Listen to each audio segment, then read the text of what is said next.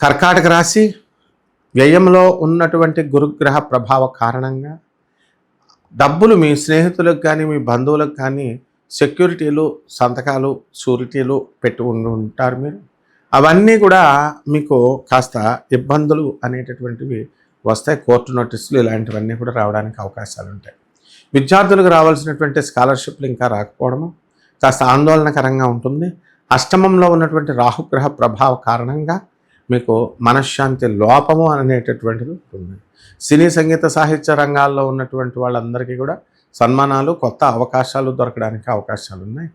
పరిహారాల దగ్గరికి వచ్చేసరికి త్రిపుర భైరవి అమ్మవారి యొక్క మంత్రజపం చేసుకోవడము, ఆ అమ్మవారి యొక్క హోమాన్ని మీ ఇళ్లలో జరిపించుకోవడం, ఆ తర్వాత ఎర్రని గుడ్డ అక్కడ వేసుకొని చక్కటి రుద్రాక్షమాలతో అమ్మవారి యొక్క మంత్రజపాన్ని చేసుకోవడం, అలాగే చక్కగా బెల్లం ముక్క నివేదన చేయడం ద్వారా ఈ వారం కొంచెం ఇంకా మెరుగుపడుతూ ఉంటుంది.